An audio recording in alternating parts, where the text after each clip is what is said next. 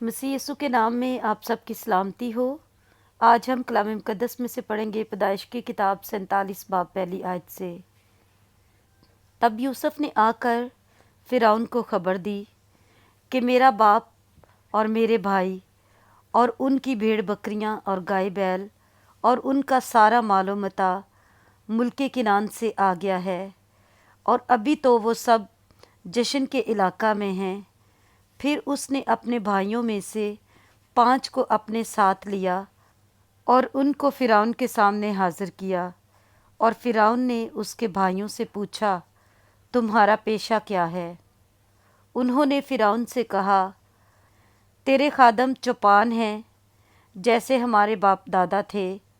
फिर उन्होंने फ़िरौन से कहा कि हम इस मुल्क में मुसाफराना तौर पर रहने आए हैं, क्योंकि मुल्के किनान में सख्त काल होने की वजह से वहाँ तेरे खादमों के चुपायों के लिए चराई नहीं रही। सो करम करके अपने खादमों को जशन के इलाका में रहने दे।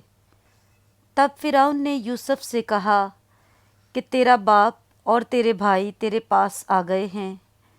मिस्र का मुल्क तेरे आगे पड़ा है। यहाँ के अच्छे से अच्छे इलाका में अपने बाप और अपने भाइयों को बसा दे, यानी जशन ही के इलाका में उनको रहने दे। और अगर तेरी दनिस्त में उनमें होशियार आदमी भी हों तो उनको मेरे चौपानों पर मुकर्रर कर दे। और यूसुफ अपने बाप याकूब को अंदर लाया और उसे फ़िरौन के सामने हाजिर किया। और याकूब ने फ़िरौन को दुआ दी। और फ़िरौन ने याकूब से पूछा कि तेरी उम्र कितने साल की है? याकूब ने फ़िरौन से कहा कि मेरी मुसाफरत के बरस 130 हैं। मेरी ज़िंदगी के अयाम थोड़े और दुख से भरे हुए रहे, और अभी ये उतने हुए भी नहीं हैं जितने मेरे बाप दादा की ज़िंदगी के अयाम उनके दौरे मुसाफरत में हुए। और याकूब फ़िरौन को दुआ देकर उसके पास से चला गया। और यूसुफ ने अपने बाप और अपने भाइयों को बसा दिया और फ़िरौन के हुक्म के मुताबिक रमसीस के इलाका को, जो मुल्क मिस्र का नहायत ज़रखेज़ खित्ता है, उनकी जागीर ठहराया। और यूसुफ अपने बाप और अपने भाइयों और अपने बाप के घर के सब आदमियों की परवरिश एक एक के ख़ानदान की ज़रूरत के मुताबिक अनाज से करने लगा। और उस सारे मुल्क में खाने को कुछ न रहा, क्योंकि काल ऐसा सख्त था कि मुल्क मिस्र और मुल्क किनान दोनों काल के सबब से तबाह हो गए थे। और जितना रुपया मुल्क मिस्र और मुल्क किनान में था, वो सब यूसुफ ने उस गल्ला के बदले जिसे लोग खरीदते थे ले लेकर जमा कर लिया। और सब रुपये को उसने फ़िरौन के महल में पहुंचा दिया। और जब वो सारा रुपया जो मिस्र और किनान के मुल्कों में था खर्च हो गया, तो मिस्री यूसुफ के पास आकर कहने लगे, हमको अनाज दे, क्योंकि रुपया तो हमारे पास रहा नहीं। हम तेरे होते हुए क्यों मरें? यूसुफ ने कहा कि अगर रुपया नहीं है तो अपने चुपाए दो, और मैं तुम्हारे चुपायों के बदले तुमको अनाज दूंगा। सो वो अपने चुपाए यूसुफ के पास लाने लगे। और यूसुफ घोड़ों और भेड़ बकरियों और गाय बैलों और गधों के बदले उनको अनाज देने लगा। और पूरे साल भर उनको उनके सब चुपायों के बदले अनाज खिलाया।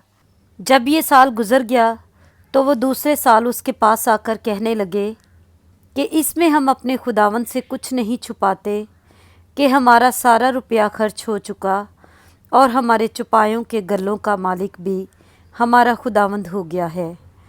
और हमारा खुदावंद देख चुका है कि अब हमारे जिस्म और हमारी ज़मीन के सिवा कुछ बाकी नहीं। बस ऐसा क्यों हो कि तेरे देखते देखते हम भी मरें और हमारी ज़मीन भी उजड़ जाए। सो तू हमको और हमारी ज़मीन को अनाज के बदले ख़रीद ले, कि हम फ़िरौन के ग़ुलाम बन जाएं اور ہماری زمین کا مالک بھی وہی ہو جائے، اور ہم کو بیچ دے تاکہ ہم ہلاک نہ ہوں بلکہ زندہ رہیں اور ملک بھی ویران نہ ہو۔ اور یوسف نے مصر کی ساری زمین فرعون کے نام پر خرید لی، کیونکہ کال سے تنگ آ کر مصریوں میں سے ہر شخص نے اپنا کھیت بیچ ڈالا، سو ساری زمین فرعون کی ہو گئی۔ اور مصر کے ایک سرے سے لے کر دوسرے سرے تک جو لوگ رہتے تھے ان کو اس نے شہروں میں بسایا، لیکن پجاریوں کی زمین اس نے نہ خریدی، کیونکہ فرعون کی طرف سے پجاریوں کو رسد ملتی تھی، سو وہ اپنی اپنی رسد جو فرعون ان کو دیتا تھا کھاتے تھے، اس لیے انہوں نے اپنی زمین نہ بیچی۔ تب یوسف نے وہاں کے لوگوں سے کہا کہ دیکھو، میں نے آج کے دن تم کو اور تمہاری زمین کو فرعون کے نام پر خرید لیا ہے، سو تم اپنے لیے یہاں سے بیج لو اور کھیت بو ڈالو، اور فصل پر 5واں حصہ فرعون کو دے دینا، اور باقی 4 تمہارے رہے، تاکہ کھیتی کے لیے بیج کے بھی کام آئیں، اور تمہارے گھر کے آدمیوں اور تمہارے بال بچوں کے لیے کھانے کو بھی ہوں۔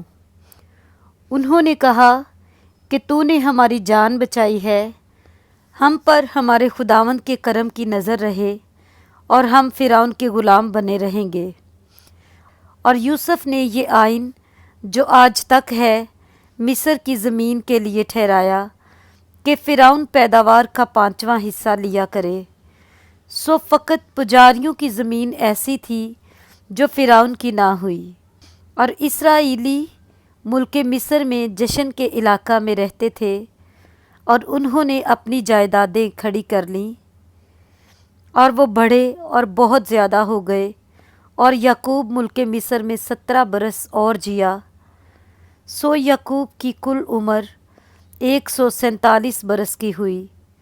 اور اسرائیل کے مرنے کا وقت نزدیک آیا، تب اس نے اپنے بیٹے یوسف کو بلا کر اس سے کہا، اگر مجھ پر تیرے کرم کی نظر ہے تو اپنا ہاتھ میری ران کے نیچے رکھ، اور دیکھ، مہربانی اور صداقت سے میرے ساتھ پیش آنا، مجھ کو مصر میں دفن نہ کرنا، بلکہ جب میں اپنے باپ دادا کے ساتھ سو جاؤں تو مجھے مصر سے لے جا کر ان کے قبرستان میں دفن کرنا۔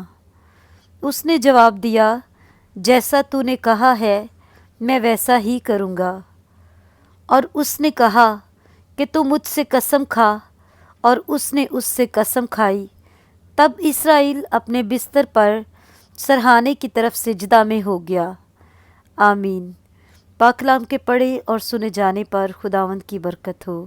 آمین۔